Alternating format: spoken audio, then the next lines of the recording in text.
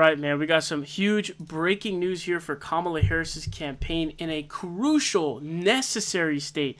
You really need this state to really realistically be able to win. That is the state of Michigan. Super, super crucial.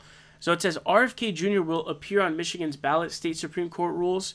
The former independent presidential candidate had sought to remove himself as an option for the swing state's voters after endorsing Trump. So we had reported that a court had ruled that he was actually going to stay on the Michigan ballot, but then that was overruled, and I was like, man, temporarily. I was hoping it was going to be temporary. So in the state of Michigan, the Supreme Court has ruled that RFK is going to be on the Michigan ballot. This is going to be huge for Kamala Harris, especially because Jill Stein and Cornel West are both on the ballot. Unfortunately, we weren't able to get any swing states where there was actually a double whammy. What I mean by a double whammy is you would have RFK stuck on the ballot to eat Trump, and you would also have Cornel West and Jill Stein off the ballot so they can't eat, so that they're not able to eat Kamala Harris. So that unfortunately did not end up happening, but nonetheless, we at least have RFK being stuck on this ballot, which is good. So it says the Michigan Supreme Court ruled Monday that Robert F. Kennedy Jr. will remain on the battleground state's presidential ballot in November, reversing a ruling from a lower court that had agreed to remove him last week. Says the High Court's majority wrote in its order that Kennedy, who ended his independent White House bid last month and endorsed former President Donald Trump, did not point to a specific, quote, source of law that called on the state to take him off the ballot. As a third-party presidential candidate, Kennedy had fought to secure ballot access in the key swing state, but sought to remove himself after dropping out in hopes of avoiding playing a spoiler role in the race between Trump and Vice President Kamala Harris. After Michigan Secretary of State Jocelyn Benson, a Democrat, said it was too late to remove Kennedy from the ballot, he went to court in pursuit of his removal. Kennedy's legal efforts delayed the start of election officials sending out mail ballots on North Carolina, where he won an appeal to remove his name from the ballot. So there's good news here in Michigan, but there is some bad news in the state of North Carolina. So unfortunately, the goober is not going to be on the North Carolina ballot. That was actually even a state where they had already printed out thousands of ballots that they had already started sending out. And so their big question was, dude, like, is it even worth the cost? Because we've printed thousands of ballots with this guy's name on here. We're going to have to reprint all these ballots. I think the court had basically ruled the cost is not outweighed by the benefits. So another big deal here for the race. The only other thing that balances that out is we had some really, really good polling. Check out my North Carolina video that I did that kind of balances that out.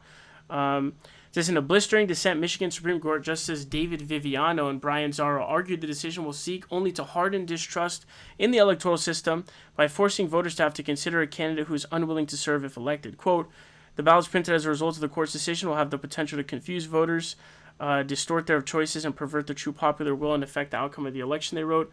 In short, the court's rulings will do nothing to rebuild the public's trust in the fairness and accuracy of our elections. So that's the dissenting ruling that they did, but they ended up losing. So the good news, he's staying on the ballot. We also have some other decent news coming out of Michigan as well. So there have been some polls that are dropping. So this is a Morning Consult, just mass amount of polls. They're C-rated pollsters, so I consider them and their polls are usually pretty heavily in favor of the Democrats as well in the past. Now we have Minnesota, Harris +7. What's also happened since Harris has replaced Biden, there's actually been a reversal of states that were kind of before that slight swing states or kind of lean blue states. Now they've turned back to safe blue states. So I did a video talking about Trump quits elections. He quit elections in Minnesota, New Hampshire, and Virginia because with Biden right now, they were actually looking like target swing states that Trump was trying to expand into. However, now that Kamala Harris is now the nominee, they flipped. So Minnesota is Harris +7. We can see here, Michigan is Harris +3, Pennsylvania is Harris +3, and Wisconsin is Harris +3. Now, what we all know is to win the Rust Belt, you need to be at a margin of about +3 to 5 points in order to win. However, I would argue there's a caveat there. So if we go ahead and go back and take a look at some of these polls here, we can check out Kamala Harris is leading by 2 points in the aggregate right now, so she's not at that marker that she needs. However, the caveat I would say to that result is if you're in a scenario where you're actually reaching 50 to 51 points, it shouldn't matter. The problem is the old polls underestimated Donald Trump. He has this very strong overperformance effect. But the thing I think is his overperformance differs in different areas. National, Rust Belt, and Sun Belt all have different overperformance effects based on floors and ceilings. I think his overperformance just has to do with floors and ceilings. So, for example, if you go back to 2020, his average was 43.2 in the state of Michigan. So Obviously, if your average is 43.2, Trump's floor in a state like this is bare minimum 47 at least, if not higher, right? So he's not going to possibly get those numbers. It's just impossible, right? So the fact that most of the polls have him at like 48s and 49s, he's not going to overperform those by that much. However, this I do feel like is a classic 2020 type poll or 2016. If you're +3 with Harris 49, Trump 46, this is going to end up being razor thin, and so it's not necessarily going to guarantee you victory. But we have that +3, and this is a great example too. So you have that +3. This +1 YouGov poll, people would say, oh my God, that's so much worse than Harris. But really it's better because it has her at 50% and it's not underestimating Trump. They're not underestimating Trump at 49%. I don't think he was able to hit 49 in almost any of the Rust Belt states last time in 2020, maybe one. But, like in Michigan back in 2020, these were the results. He ended up getting 47.8. He couldn't even reach 48%. Think about how garbage that is. In an H2H, he couldn't even hit 48%.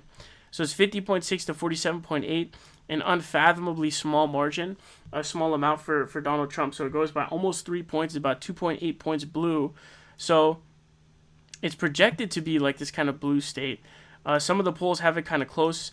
CNN SSRS also has it +5, but again, I do want to repeat that this is like a 2020 poll. He's not going to get 43%. And so Harris should focus on getting to 50 to 51 as opposed to the margin. In the Rust Belt, I would say don't care about the margins. Just try to get to 51. If you can get to 51 in the polls, you should be able to win. It might be close. Who cares about the margins, though? Just try to get to 51 points. Now, I think you need the state of Michigan to win. I don't really see a pathway to victory without winning it. And the reason why I say that is if you are to win other states and to have won Michigan, it wouldn't make sense. So, for example, winning Pennsylvania and losing Michigan doesn't make any logical sense. Since they're both Rust Belt states, Michigan is bluer than Pennsylvania by quite a bit. So what I would say is I think this is your best outcome the best strategy for the election. The reason being, once you get one of GA, NC, or PA, it's not really good to go after the others because they're so hard to get. It's much easier to get Michigan, Arizona, and Nevada, I feel like. And because Georgia has 33% of it or 31% of its population being black, I think Kamala Harris will do really strong with the fundamentals there with African American voters, with young people, etc. So I think GA is actually probably the most likely, and then PA, and then NC in decreasing order. PA is a true toss-up, but I think GA is kind of lean blue. And then Michigan, you need to win Michigan because you can win with this pathway here. If you lose Michigan, though, the pathway becomes significantly difficult. You can't win with Wisconsin here because it's a tie and you end up losing. And I'm modeling that NE2 goes blue, so I'm also modeling for that as well. So that might go red. But, if you can't get Wisconsin isn't enough, you would have to get PA or NC, basically. And PA and NC are far harder to get than Michigan. So this could really determine the election. And also, when it comes to the discussion of how much of an impact the third parties are going to have on the elections, I think it's a conditional statement conditioned on how close the margin is. So, for example, in this election, it was like 0.23 points that was lost by. Jill Stein gets 1.1%. If Jill Stein doesn't run, Hillary Clinton definitely wins this election, not even close. Because all that's needed is 0.2% to go in favor of, you would just need to get like 0.2 point of a margin in order to go in favor of Hillary Clinton to win, right? Here, though, for example, 1.1% here, this you would need almost 100%. You'd like over 90% of this would have to go to Hillary. That's not going to happen, right? Because Hillary sucked and nobody wanted to vote for her, right? So she still would have lost the election, in my opinion, even if Jill Stein didn't run. Based on these numbers, this is 1.2. Even with 100% of Jill Stein's vote, you wouldn't be able to get Pennsylvania.